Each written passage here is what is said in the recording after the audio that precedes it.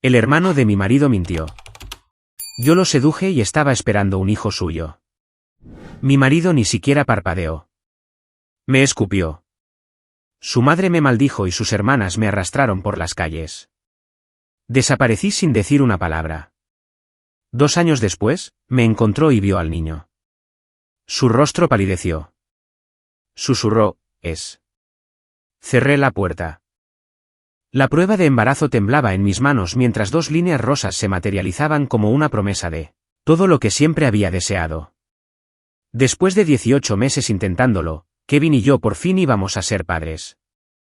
Presioné la tira de plástico contra mi pecho, con lágrimas corriendo por mi rostro mientras imaginaba su reacción. Quizás esto acortaría la distancia emocional que había crecido entre nosotros desde nuestra boda.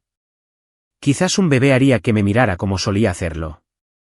Guardé la prueba en mi bolso, planeando sorprenderlo con una cena y la noticia esta noche. Pero primero, la compra. Necesitaba conseguir los ingredientes para su comida favorita, lasaña con queso extra, como la hacía su madre, Britney. No se me escapaba la ironía de que estaba constantemente tratando de competir con una mujer que nunca me había aceptado en su círculo tan unido. Kevin siempre había sido reservado, incluso durante nuestro noviazgo. Su familia lo era todo para él. A veces me preguntaba si había espacio para alguien más en ese espacio sagrado. Su madre, Britney, gobernaba la casa con puño de hierro envuelto en cenas dominicales y comentarios pasivo-agresivos sobre mi forma de cocinar. Sus hermanas, Nora y Audrey, seguían su ejemplo como devotas discípulas, siempre encontrando formas sutiles de recordarme que yo era una extraña mirando desde fuera. Pero era Nick, el hermano menor de Kevin, quien hacía que se me erizara la piel. A sus 26 años, todavía vivía en el dormitorio de su infancia, saltando entre trabajos esporádicos y sustancias recreativas que dejaban sus ojos inyectados en sangre y su juicio afectado. Había algo depredador en la forma en que me observaba durante las reuniones familiares, su mirada deteniéndose demasiado tiempo cuando Kevin no estaba mirando. Hace 3 meses, Nick me había acorralado en la cocina durante la celebración del cumpleaños de Britney.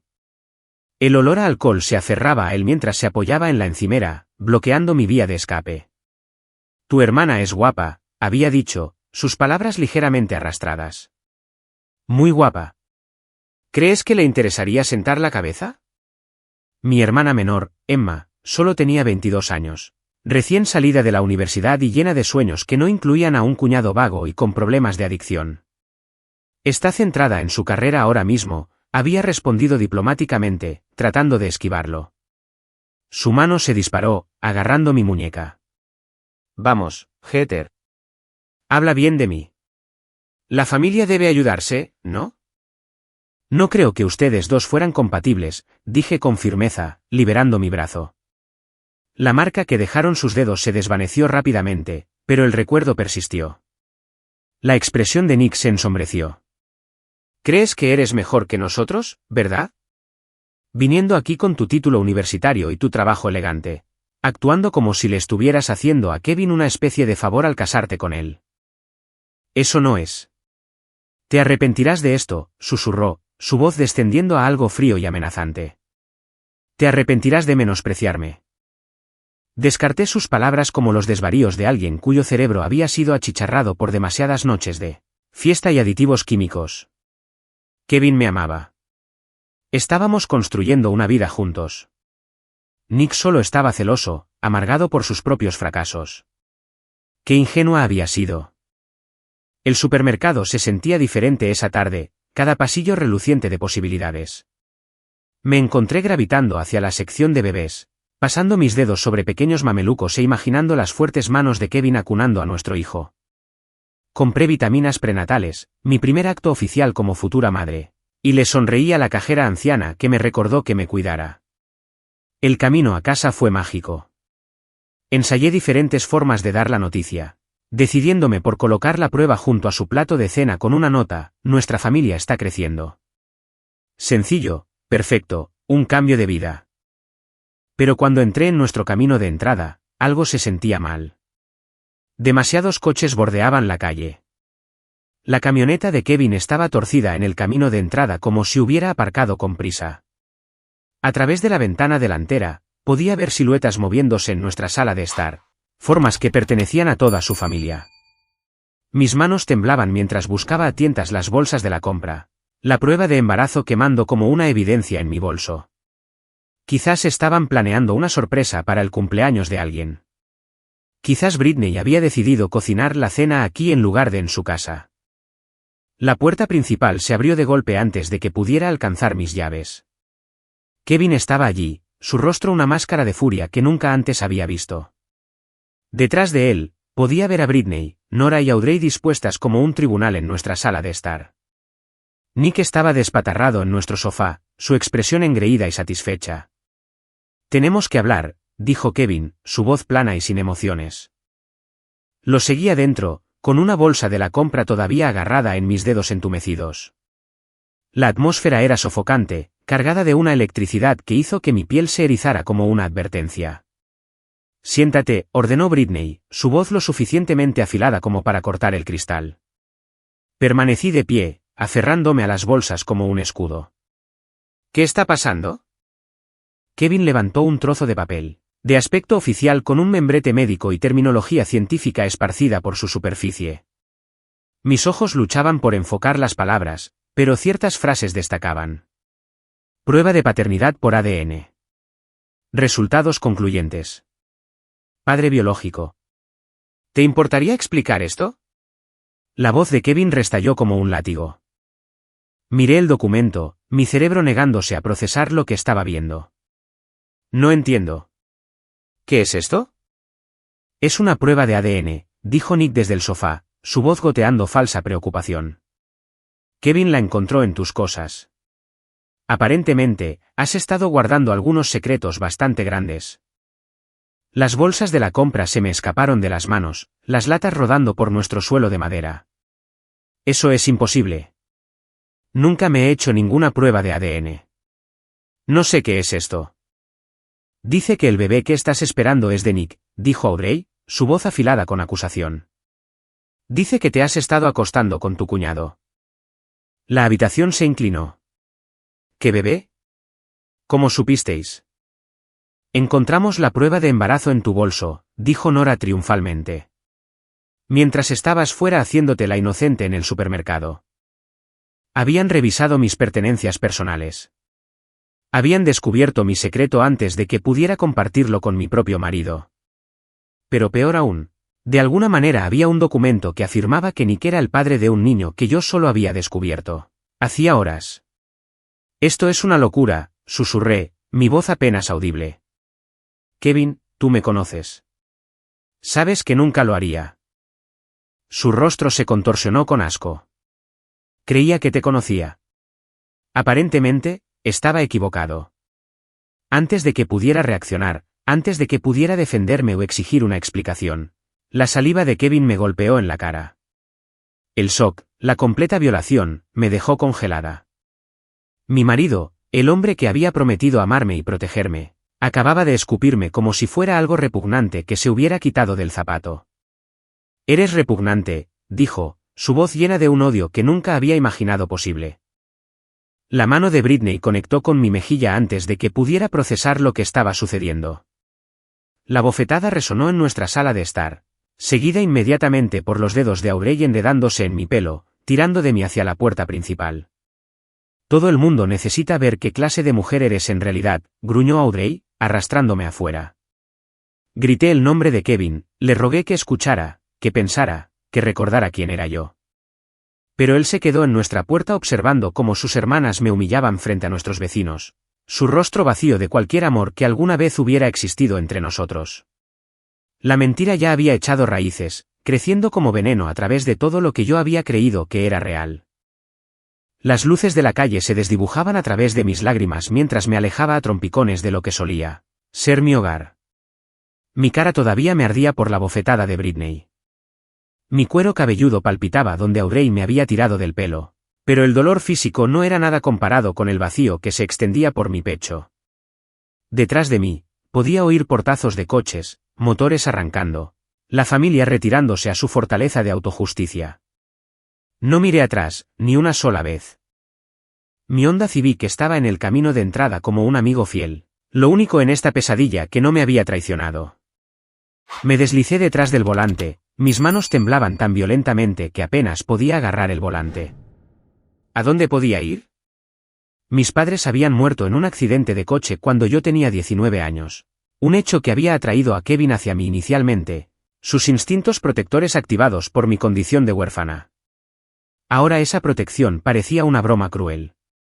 La tía Peyton vivía a 3 horas al norte, pero tenía 72 años y luchaba con sus propios problemas de salud. Lo último que necesitaba era que su sobrina embarazada apareciera en su puerta con un escándalo que, probablemente le daría un ataque al corazón. No podía hacerle eso. No podía cargar a la única familia que me quedaba con los restos de mi vida. Conduje sin rumbo por los suburbios, pasando por casas que brillaban con una luz cálida, familias reunidas alrededor de las mesas de la cena, niños seguros en el amor de sus padres. Todo lo que había pensado que tenía, todo lo que había perdido en el lapso de 30 minutos. Mi teléfono vibró en el asiento del pasajero. El nombre de Kevin apareció en la pantalla y luego desapareció cuando no respondí. Vibró una y otra vez. Finalmente lo agarré y lo apagué por completo, el repentino silencio más aterrador que el incesante timbre. Clare. El nombre me golpeó como un salvavidas lanzado a una persona que se ahoga. Habíamos sido compañeras de piso en la universidad, hermanas por elección, si no por sangre. Se había mudado a Portland hacía 2 años por trabajo, pero habíamos seguido en contacto. Si alguien lo entendería, si alguien ayudaría sin juzgar, sería Clare. Me detuve en el aparcamiento de una gasolinera y usé el teléfono público, una reliquia antigua que de repente se sintió como la salvación. Mis dedos temblaban mientras marcaba su número de memoria. ¿Hola? Su voz sonaba somnolienta, confundida.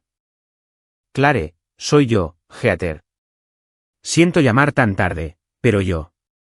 Mi voz se quebró, las palabras se atascaron en mi garganta como cristales rotos. Heather, ¿qué pasa? Suenas fatal. La preocupación en su voz, el cambio inmediato de la confusión al modo protector, rompió algo dentro de mí. Sollocé en el mugriento auricular del teléfono público, soltando fragmentos de la historia entre lágrimas. La prueba de ADN falsa, el escupitajo de Kevin, la humillación. El embarazo que debería haber sido una bendición pero que se había convertido en mi destrucción. Sube a tu coche ahora mismo, dijo Clare, su voz todavía envuelta en terciopelo. Conduce hasta Portland. No te detengas. No pienses, solo conduce. Tendré el café listo y una cama hecha. Resolveremos esto juntas. El viaje de 6 horas pasó como un borrón de luces de carretera y paradas de descanso. Sobreviví con café de gasolinera y determinación, mi vientre acalambrándose ocasionalmente, recordatorios de la pequeña vida que crecía dentro de mí, inocente del caos que rodeaba su concepción. Cada milla que se extendía entre Kevin y yo se sentía como otra puntada en la herida, dolorosa pero necesaria para sanar. Clare me recibió en la puerta de su apartamento en pijama y con una expresión feroz que desafiaba al mundo a hacerme más daño. Me miró a la cara y me dio un abrazo que se sintió como volver a casa. No tenemos que hablar de ello esta noche, susurró en mi pelo. Pero mañana, vamos a destruir a quien te haya hecho esto. Su habitación de invitados se convirtió en mi santuario. Clare trabajaba como diseñadora gráfica, principalmente como autónoma, lo que significaba horarios flexibles y la capacidad de ver cómo estaba durante el día. Compró vitaminas prenatales sin que se lo pidieran. Llenó el refrigerador con alimentos que no provocarían mis náuseas matutinas y nunca cuestionó mi versión de los hechos. ¿Podrías luchar contra esto?, dijo una noche mientras nos sentábamos en su sofá compartiendo un litro de helado de menta con chocolate. Exponer la prueba de ADN falsa. Hacerles pagar por lo que hicieron. Presioné mi mano contra mi creciente vientre, sintiendo el primer aleteo de movimiento que más tarde se convertiría en patadas y hipo y pequeños pies, presionando contra mis costillas. ¿Y si no puedo demostrar que era falsa? ¿Y si ya han convencido a todo el mundo? ¿Y si luchar solo lo empeora? Clare estudió mi rostro a la luz de la lámpara. ¿Qué quieres hacer? Desaparecer, dije sin dudar. Completamente. Dejar que vivan con su mentira mientras yo construyo algo real. Ella asintió lentamente. Entonces eso es lo que haremos. La transformación comenzó la semana siguiente. Solicité puestos de trabajo a distancia, aprovechando mi experiencia en marketing para asegurar un puesto en una empresa a la que no le importaba dónde viviera siempre que entregara resultados. Clare me ayudó a montar una oficina en casa en su habitación libre, creando un espacio de trabajo que se sentía profesional y permanente. Pasaron los meses en un capullo de tranquila productividad. Mi vientre creció redondo y firme, mi cuerpo cambiando de maneras que me asombraban y aterraban. Asistí a las citas médicas sola, me negué a saber el sexo del bebé y evité cuidadosamente cualquier mención del padre en los formularios médicos. Este niño sería solo mío. La lluvia de noviembre tamborileaba contra las ventanas del hospital mientras los dolores de parto se apoderaban de mi cuerpo con una intensidad creciente. Clare me sostuvo la mano en cada contracción, me guió en cada respiración y lloró conmigo cuando Henry finalmente hizo su entrada en el mundo. Era perfecto. 10 dedos de los pies, un mechón de pelo oscuro que me recordaba dolorosamente a Kevin. Sus ojos, cuando finalmente se abrieron, eran del mismo marrón profundo que los de su padre. Mi corazón se encogió de reconocimiento y pérdida. Se parece a ti, mintió Clare amablemente, pero ambas sabíamos la verdad. Henry era exactamente igual a Kevin. Cada rasgo, cada expresión, cada pequeño gesto, a medida que creciera, sería un recordatorio del hombre que había elegido las mentiras de su familia por encima de la verdad de su esposa. Pero también era mío. Completa, absoluta, incondicionalmente mío. Las noches eran las más difíciles. Cuando Henry lloraba y yo caminaba por los pasillos del apartamento de Clare, a veces imaginaba llamar a Kevin. Imaginaba su voz suave de asombro mientras describía la primera sonrisa de nuestro hijo, su pequeño puño envuelto alrededor de mi dedo, la forma en que se calmaba al instante cuando le cantaba canciones de cuna. Pero entonces recordaba el escupitajo, el odio en sus ojos, las hermanas que me arrastraron por las calles como si fuera basura para desechar. La familia que había elegido la conveniente mentira de Nick por encima de 2 años de matrimonio y amor. Cambié mi número de teléfono y bloqueé todas las formas posibles en que pudieran contactarme. Las cuentas de redes sociales desaparecieron. Las antiguas direcciones de correo electrónico fueron abandonadas. Heather Morrison, la esposa de Kevin, dejó de existir. En su lugar, me convertí en Heather Collins, madre soltera, superviviente. Una mujer que había aprendido que a veces la mayor venganza es simplemente negarse a ser destruida. Henry y yo construimos nuestra vida tranquila en Portland, lejos del veneno de las mentiras y las falsas acusaciones. Mi ausencia se convirtió en mi declaración. Mi silencio se convirtió en mi fuerza. Me querían fuera. Les di exactamente lo que querían, y de alguna manera eso se sintió como ganar. 2 años de paz se hicieron añicos con una sola llamada telefónica un martes por la mañana. Henry estaba construyendo torres con bloques de colores en nuestra sala de estar, sus regordetes dedos apilando cuidadosamente cada pieza mientras hacía suaves sonidos de brum. A los 24 meses, se estaba convirtiendo en una personita con opiniones y preferencias, la terquedad de su padre ya emergiendo cuando se acercaba la hora de dormir. La voz de Clare tenía un tono que no había oído desde esa primera noche que llegué a su puerta. Heather, tenemos que hablar. Alguien ha estado preguntando por ti. Mi taza de café se congeló a medio camino de mis labios. En 2 años, nadie había venido a buscarme. Me había convertido en un fantasma que existía en los espacios entre mi antigua vida y esta nueva realidad que había construido cuidadosamente. ¿Quién? La palabra salió más afilada de lo que pretendía. Kevin. Contactó a Sara de nuestro antiguo grupo de la universidad. Le preguntó si había sabido de ti, si sabía dónde estabas. Sara me llamó porque no sabía qué decir. La sala de estar pareció inclinarse ligeramente. Henry levantó la vista de sus bloques, sintiendo el cambio de energía con esa extraña habilidad que poseen los niños. Sus ojos oscuros, tan parecidos a los de su padre, estudiaron mi rostro con preocupación. ¿Qué le dijiste a Sara? Nada. Pero Heather sonaba desesperado. Sara dijo que estaba llorando por teléfono. Dejé mi café con manos que habían empezado a temblar. No me importa si estaba gritando. Tomó su decisión hace 2 años. Pero el silencio de Clare se prolongó demasiado, y supe que había más. ¿Qué no me estás diciendo? Sara mencionó algo más. El hermano de Kevin, Nick. Ha estado en el hospital. Algo sobre una neumonía que se complicó. Lo oyó por ahí. La mención del nombre de Nick todavía hacía que se me encogiera el estómago, pero no sentí ninguna simpatía por su enfermedad. ¿Bien? Quizás el karma finalmente lo alcanzó. Lo que no sabía, lo que no podría haber imaginado, era que en una estéril habitación de hospital a 3 estados de distancia, Nick se estaba ahogando en algo más que líquido en sus pulmones. La infección había desencadenado una fiebre alta que derribó los muros que había construido alrededor de su conciencia, y en su delirio, la verdad comenzó a brotar como veneno de una herida infectada. Kevin había estado manteniendo una vigilia junto a la cama de Nick, su madre rotando turnos con sus hermanas. La familia que se había unido tan rápidamente para destruirme ahora se reunía para salvar a quien lo había orquestado todo. Pero la culpa, resultó ser, era una infección más persistente que la neumonía. Yo lo hice, había susurrado Nick a través de la máscara de oxígeno, su voz apenas audible por encima de las máquinas que monitorizaban su cuerpo fallido. Me lo inventé todo. Kevin inicialmente pensó que era el delirio de la fiebre, divagaciones sin sentido de un cerebro que luchaba contra la infección y la medicación. Pero Nick seguía repitiéndolo, volviéndose más agitado cuando nadie parecía entender. La prueba de ADN. La falsifiqué. Heather nunca. Ella nunca hizo nada. Quería hacerle daño porque no me ayudó con su hermana. Quería destruirla. La confesión llegó en fragmentos durante varias horas delirantes, cada pieza encajando como un rompecabezas, revelando una imagen demasiado horrible para comprender.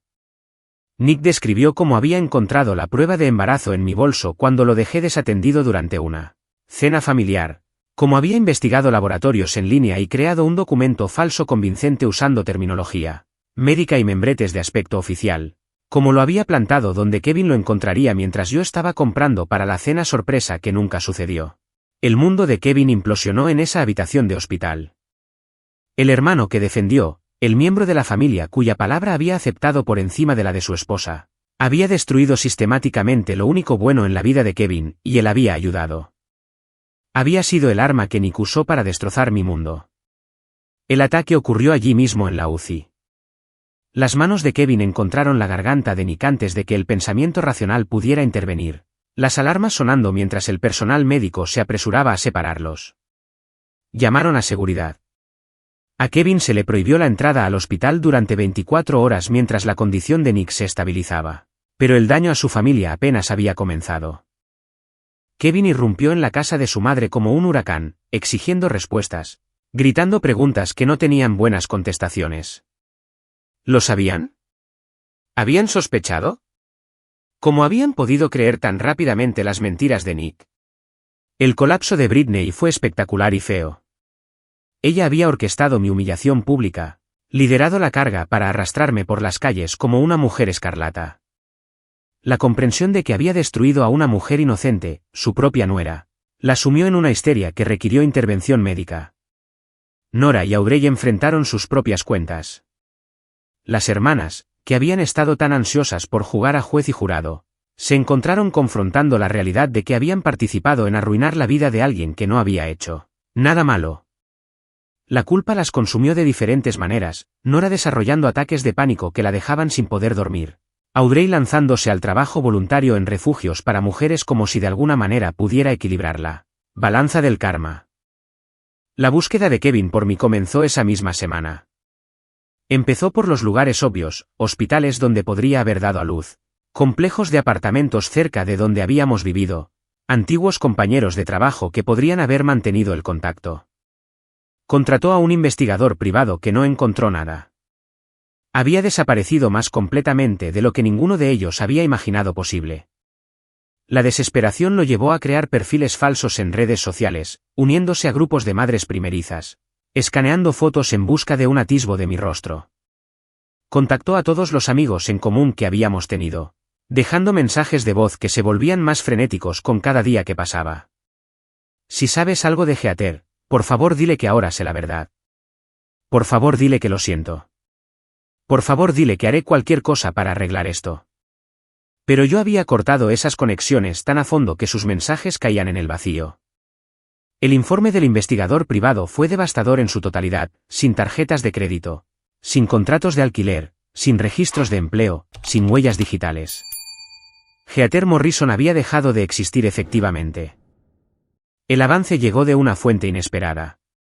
Clare había estado observando mi deterioro emocional a medida que la búsqueda de Kevin se intensificaba.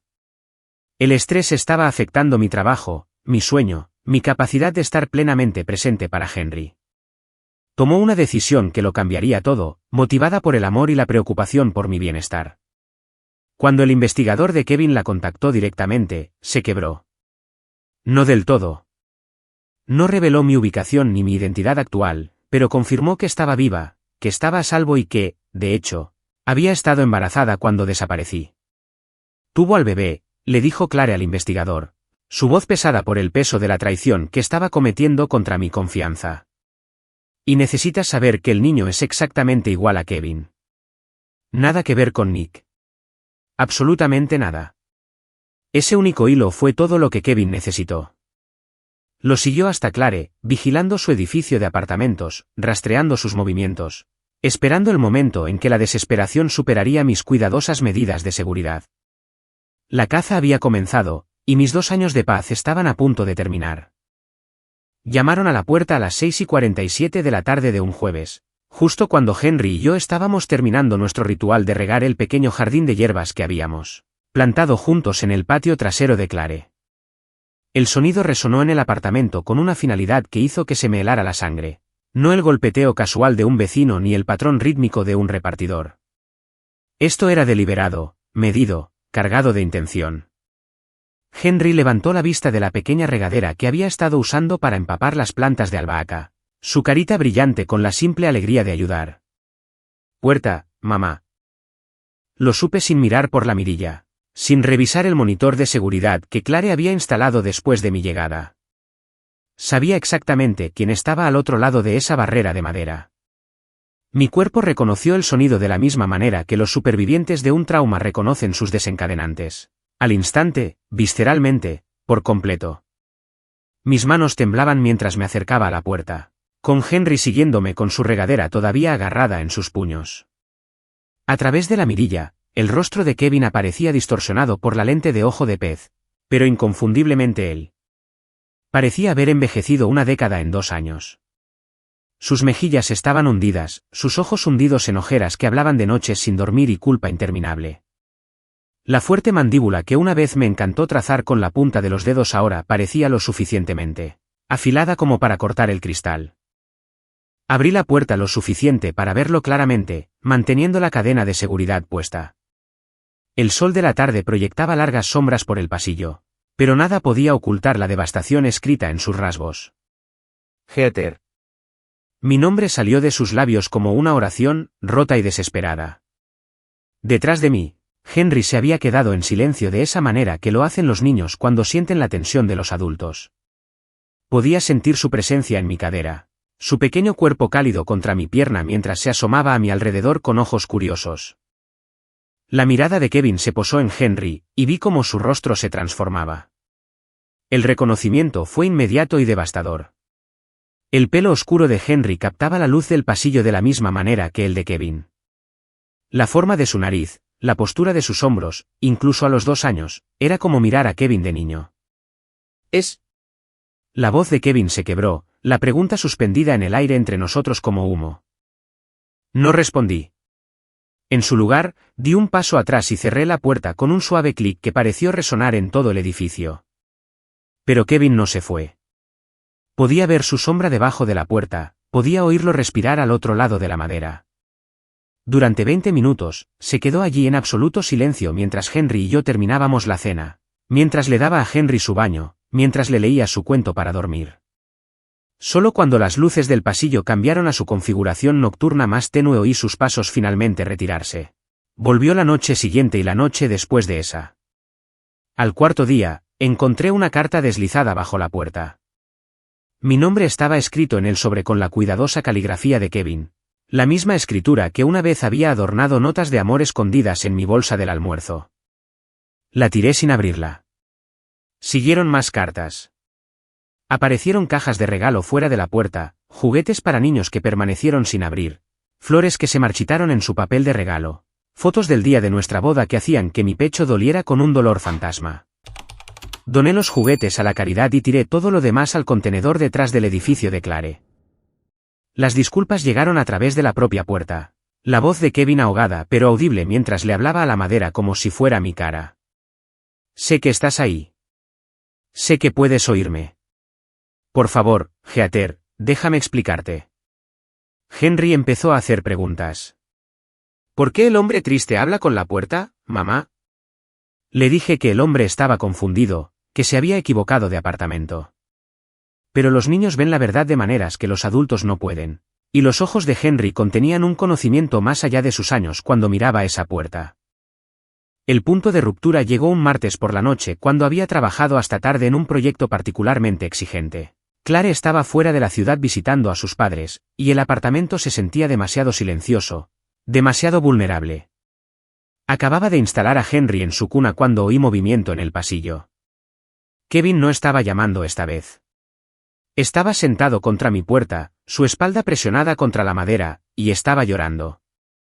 No las lágrimas cuidadosas y controladas de un hombre que intenta mantener la dignidad, sino los sollozos crudos y feos de alguien cuyo mundo se había derrumbado por completo.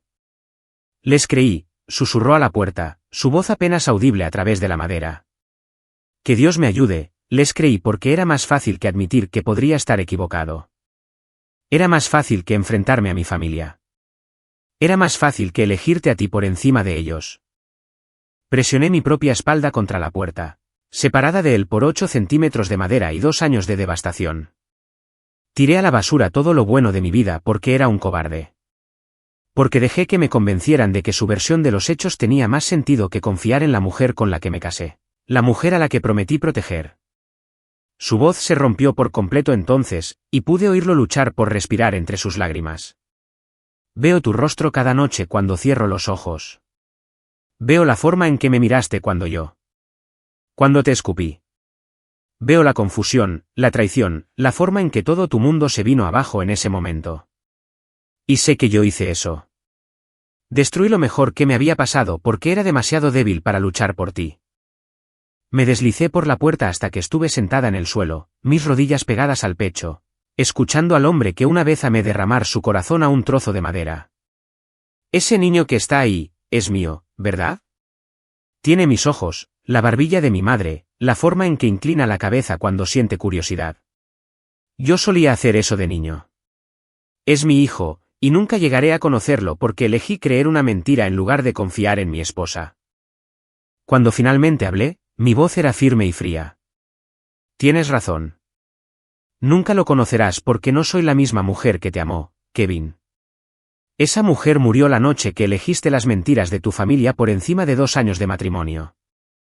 Y Henry no es tu hijo para reclamarlo solo porque ahora te sientas culpable. El silencio que siguió se extendió entre nosotros como un abismo.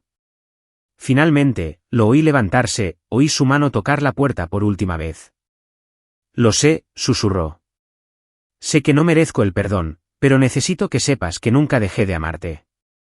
Incluso cuando pensaba que me habías traicionado, una parte de mí sabía que no tenía sentido.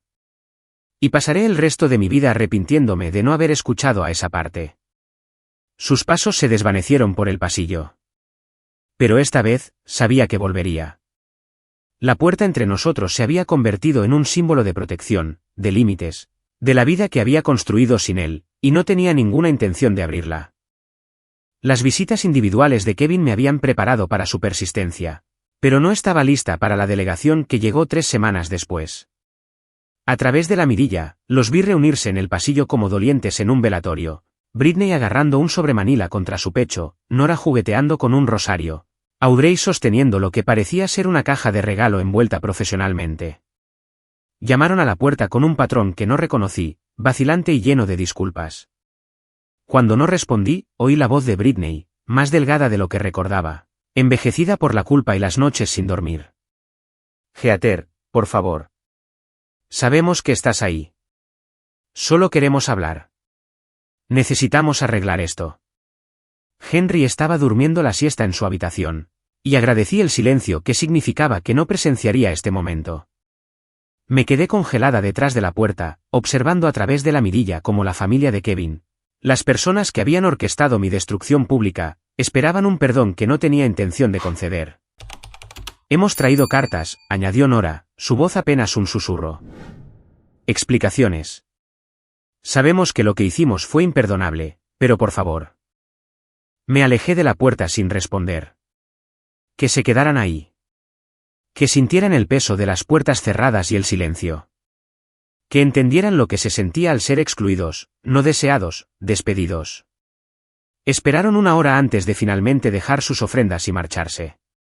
Cuando Clare regresó de su viaje de negocios esa noche, me encontró sentada en el sofá rodeada de sobres y cajas de regalos sin abrir, mirándolos como si pudieran explotar. Vinieron aquí, dije simplemente. La expresión de Clare se endureció. Había estado recibiendo llamadas cada vez más desesperadas de los miembros de la familia de Kevin, cada uno rogando por su intervención, su ayuda para contactarme. Se había convertido en mi guardiana involuntaria, un papel que estaba agotando su paciencia. ¿Qué quieres que haga con esto?, preguntó, señalando la pila de intentos de reconciliación. Devuélvelos. Pero primero, quiero que entregues un mensaje. Clare esperó, su libreta ya en la mano. Diles, me avergonzaron en público. Sanarán en silencio. El mensaje fue entregado, pero no los detuvo. Las cartas de Britney comenzaron a llegar a diario, cada una más desesperada que la anterior. Estaban escritas a mano en su papelería personal, la misma elegante caligrafía que había usado para las invitaciones de nuestra boda. La ironía no se me escapó. Nunca las abrí, pero Clare sí, informándome de su contenido con una mezcla de fascinación y asco. Está asumiendo toda la responsabilidad, me dijo Clare una noche. Dice que dejó que sus instintos protectores hacia Kevin anularan su juicio, que debería haber cuestionado la historia de Nick con más cuidado. Y quiere saber sobre su nieto. Pregunta si Henry tiene algún problema médico que deba saber, si necesita algo, si eres financieramente estable. Me reí, pero no había humor en ello. Ahora quiere ser abuela. Después de llamarme puta delante de todo el vecindario. El enfoque de Nora fue diferente. Aparentemente había entrado en terapia específicamente para abordar su papel en mi humillación pública, y su terapeuta le había sugerido que intentara hacer las paces como parte de su proceso de curación. Empezó a aparecer en lugares que yo frecuentaba, el supermercado, el consultorio del pediatra, el parque donde jugaba Henry. Nunca se acercaba directamente, pero siempre estaba allí, rondando los bordes de mi vida como un fantasma culpable. Clare finalmente la confrontó en el pasillo de los cereales de nuestro supermercado local. Deja de acosar a mi amiga, había dicho Clare, lo suficientemente alto como para que otros compradores lo oyeran. Tu culpa no es su responsabilidad de arreglar. La cara de Nora se había descompuesto, pero había asentido y se había ido de la tienda inmediatamente. Aurey eligió la ruta más pública para su contrición. Su disculpa en las redes sociales fue compartida miles de veces. Un ensayo cuidadosamente elaborado sobre los peligros de sacar conclusiones precipitadas, la importancia de apoyar a las mujeres en crisis y el daño duradero causado por la humillación pública. Etiquetó a organizaciones de violencia doméstica y refugios para mujeres, convirtiendo su culpa en activismo. La publicación me llegó a través de viejos amigos de la universidad que la reenviaron con mensajes de apoyo y sorpresa. Leer las palabras de Aurey, su admisión de que había participado en la destrucción de la vida de una mujer inocente, se sintió surrealista. Estaba representando su culpa para una audiencia, haciendo su redención tan pública como lo había sido mi humillación. Durante este circo de expiación, tomé una decisión que nos protegería a Henry y a mí permanentemente. La tía Peyton, a pesar de su edad y problemas de salud, demostró ser una defensora feroz cuando le expliqué la situación. Me puso en contacto con un abogado de familia especializado en proteger a mujeres de situaciones abusivas. Ningún padre listado en el certificado de nacimiento significa que no hay derechos legales, explicó el abogado durante nuestra consulta. En lo que respecta a la ley, este niño tiene un solo padre. Usted mantuvo esa posición desde el nacimiento, lo que fortalece significativamente su caso. Creamos lo que el abogado llamó un cortafuegos legal, documentación que evitaría cualquier futura reclamación de custodia, demandas de visitas o interferencia en la vida de Henry. El proceso fue minucioso y emocionalmente agotador, requiriendo que proporcionara relatos detallados de las falsas acusaciones, la humillación pública y el completo abandono que había experimentado. Pero había una persona que aún no había recibido mi atención directa. Nick, el arquitecto de esta destrucción, todavía se estaba recuperando de su enfermedad, todavía escondiéndose detrás de los intentos de reconciliación de su familia. Le escribí exactamente una carta, una frase en papel blanco liso: destruiste a una mujer y creaste a una madre. Ese niño nunca sabrá tu nombre. Nunca recibí respuesta. La presión de la familia de Kevin finalmente lo llevó al punto de la desesperación. Comenzó a dejar mensajes de voz cada vez más frenéticos a Clare, rogando por una sola conversación, una oportunidad de ver a su hijo, una oportunidad de demostrar que había cambiado. En contra de mi buen juicio e influenciada por el creciente agotamiento de Clare con la situación, finalmente acepté reunirme con él. No en mi apartamento, no en mi territorio, sino en un lugar neutral, un restaurante familiar con luces brillantes y muchos testigos. Traje a Henry, curiosa por ver la reacción de Kevin ante el niño que había rechazado, el hijo que nunca había sostenido. Kevin llegó temprano y ya estaba sentado cuando Henry y yo entramos. Observé su rostro mientras nos acercábamos a la mesa. Vi el momento exacto en que el reconocimiento lo golpeó como un golpe físico. Henry, ahora caminando con confianza y parloteando constantemente, era una inconfundible versión en miniatura de su padre. Hola, le dijo Henry a Kevin con la intrépida amabilidad de un niño pequeño, subiéndose al asiento elevador frente al extraño que compartía sus ojos. Kevin miró a su hijo, a nuestro hijo, con una expresión de asombro y devastación que era doloroso presenciar. Henry le devolvió la sonrisa, completamente inconsciente de los sísmicos cambios emocionales que ocurrían a su alrededor. No lo merezco, ¿verdad?, susurró Kevin, su voz apenas audible por encima del ruido ambiental del restaurante. No dije nada porque tenía razón. Y algunas verdades no requieren reconocimiento para permanecer absolutas. Ese único encuentro en el restaurante lo cambió todo y nada a la vez. El reconocimiento susurrado de Kevin, no lo merezco, ¿verdad?, quedó suspendido en el aire entre nosotros como el humo de un fuego moribundo. Henry, ajeno al peso del momento, había coloreado en su menú infantil y le había preguntado a Kevin si le gustaban los dinosaurios. La normalidad de la inocencia infantil contra el telón de fondo de la devastación adulta creó una escena surrealista que se repetiría en mi mente durante meses. Establecí reglas después de esa reunión, límites rígidos e innegociables que gobernarían cualquier contacto futuro. Kevin podría ver a Henry una vez al año en su cumpleaños durante exactamente 2 horas con Clare presente como supervisora neutral. Sin visitas nocturnas, sin reuniones familiares, sin integración en la dinámica de la familia Morrison que nos había destruido a ambos. La primera visita supervisada ocurrió cuando Henry cumplió 3 años. Kevin llegó con un regalo cuidadosamente envuelto, un tren de madera que debió costarle el salario de una semana. Se sentó en el suelo de la sala de estar de Clare, mostrándole a Henry cómo conectar las vías mientras yo observaba desde el umbral de la cocina, con los brazos cruzados como una armadura sobre mi pecho. ¿Cómo te llamas?, había preguntado Henry con la franqueza típica de un niño pequeño. Soy Kevin, había respondido él, su voz cargada de una emoción que intentaba contener. Señor Kevin, decidió Henry, como si probara cómo sonaba el nombre en su boca. ¿Tiene hijos, señor Kevin? La pregunta golpeó a Kevin como un golpe físico. Lo vi luchar con la respuesta, sus manos deteniéndose en los vagones de madera del tren. No, dijo finalmente. No, no tengo hijos. Era la verdad de la manera más devastadora posible. Biológicamente, Henry era su hijo. Legal, emocional y relacionalmente, Henry me pertenecía por completo a mí. Kevin había perdido cualquier derecho a la paternidad la noche que eligió las mentiras de su familia por encima de la verdad de su esposa. Ese patrón continuó año tras año. Kevin se convirtió en el señor Kevin, el hombre amable que traía juguetes caros y parecía triste cuando Henry lo abrazaba para despedirse. Henry nunca preguntó por qué el señor Kevin venía solo una vez al año. Nunca cuestionó por qué este hombre compartía sus ojos y su sonrisa. Los niños aceptan la realidad que se les da, y la realidad de Henry era yo, Clare y la vida que habíamos construido juntos. Pero la familia de Kevin experimentó sus propias transformaciones, aunque las observé desde la distancia como un científico que estudia especímenes bajo un microscopio. La culpa de Britney la había llevado a hacer voluntariado en un refugio para mujeres a 2 horas de su ciudad natal, lo suficientemente lejos como para no encontrarse con nadie que conociera nuestra historia.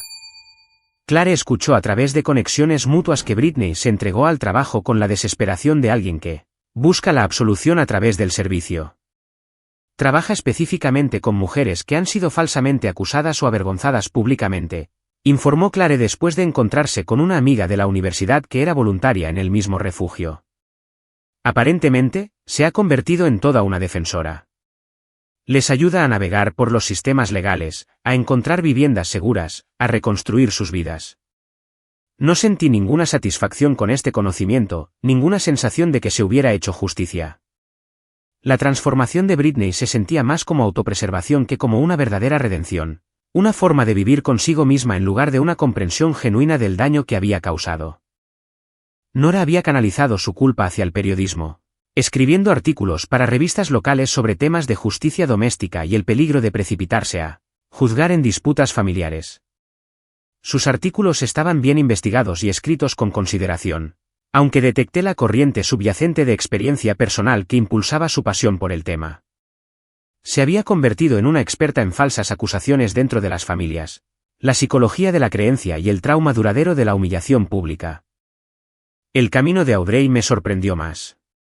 Había dejado su trabajo corporativo para trabajar con niños con necesidades especiales, dedicándose a proteger a los miembros más vulnerables de la sociedad.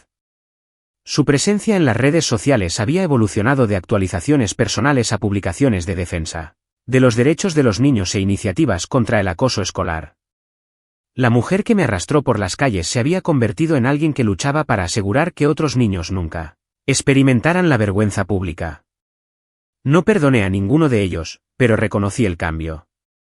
Su culpa los había transformado en personas que realmente podrían evitar que otra mujer experimentara lo que yo había soportado. Era una extraña forma de justicia. Mi destrucción había creado defensores que podrían salvar a otros de destinos similares. Mientras tanto, Clare y yo habíamos descubierto nuestro propio propósito en los escombros. Habíamos empezado poco a poco, solo conversaciones con mujeres que se habían puesto en contacto después de la publicación viral de Disculpa de Audrey. Nos encontraron a través de amigos en común, a través de redes de apoyo, a través del ferrocarril clandestino de mujeres que habían sobrevivido a falsas acusaciones y humillación pública. Nuestro grupo de apoyo se reunía mensualmente en la sala de estar de Clare, luego se trasladó a un centro comunitario a medida que nuestro número crecía. Nos llamamos la Fuerza Silenciosa, no porque nos quedáramos calladas, sino porque habíamos aprendido que a veces la respuesta más poderosa a la destrucción era reconstruir más fuerte de lo que nos habían roto. No gritamos, se convirtió en nuestro lema no oficial. No luchamos. Nos vamos y reconstruimos. Compartí mi historia con cuidado, centrándome en la recuperación en lugar del trauma, cómo había creado protecciones legales para Henry, cómo había establecido la independencia financiera, cómo había construido una vida que no podía ser destruida por las mentiras de otras personas porque no dependía de su validación. Otras mujeres compartieron sus experiencias, esposas acusadas de aventuras que nunca habían tenido, madres denunciadas falsamente por abuso infantil por exparejas vengativas, profesionales cuyas reputaciones habían sido destruidas por chismes maliciosos. Nos enseñamos mutuamente habilidades prácticas, documentación legal, protección financiera, seguridad digital, límites emocionales. Pero quizás la parte más poderosa de nuestras reuniones era el simple acto de ser creídas. En una sala llena de mujeres que habían experimentado falsas acusaciones, nadie cuestionaba la verdad de nadie. Nadie exigía pruebas o evidencias. Simplemente escuchábamos, creíamos y nos ayudábamos mutuamente a sanar. Nick seguía siendo el único hilo suelto en este tapiz de transformación. Su salud física se había recuperado, pero su aislamiento era completo y autoimpuesto. Había perdido su trabajo cuando su papel en mi destrucción se hizo de conocimiento público. Viejos amigos lo evitaban. Incluso su familia mantenía la distancia, su amor por el manchado por la comprensión de lo que les había costado a todos. Escuché a través de la red de chismes de la tía Peyton que se había mudado a otro estado, trabajando en empleos esporádicos y viviendo solo en un estudio. Su poder, su capacidad para manipular y destruir, se había evaporado junto con su credibilidad. Existía pero no vivía, sobrevivía pero no prosperaba. Nunca le envié otra carta. Nunca reconocí su existencia más allá de esa única frase que había escrito años antes. Su castigo no era mi responsabilidad de hacer cumplir. Era simplemente la consecuencia natural de sus elecciones, el aislamiento que proviene de ser el tipo de persona que destruye vidas inocentes por venganza mezquina. A veces, tarde en la noche, cuando Henry dormía y el apartamento estaba en silencio, reflexionaba sobre la naturaleza de la venganza. Había querido gritar mi verdad, contraatacar, obligarlos a todos a reconocer lo que me habían hecho. En cambio, había desaparecido. Ese silencio se había convertido en mi espada, cortando más profundo y durando más de lo que cualquier confrontación podría haber logrado. Mi ausencia los había destruido más eficazmente de lo que mi presencia jamás podría haberlo hecho. Tenían que vivir con sus elecciones, con su culpa, con el conocimiento de que habían tirado algo precioso e irreemplazable. Yo llegué a vivir con mi hijo, mi paz y el conocimiento inquebrantable de que había sobrevivido a lo peor de ellos y había construido algo hermoso a partir de los escombros. La venganza, había aprendido, no era lo que le hacías a las personas que te lastimaban. Era lo que te negabas a dejar que te quitaran de nuevo. Esta historia de venganza silenciosa te ha dejado sin aliento. Dale al botón de me gusta ahora mismo. Se me rompió el corazón cuando Heather le dijo a Kevin: Henry no es tuyo para reclamarlo solo porque ahora te sientas culpable. Esa frase lo fue todo. ¿Qué momento te impactó más? Deja tu escena favorita en los comentarios. Los leo absolutamente todos.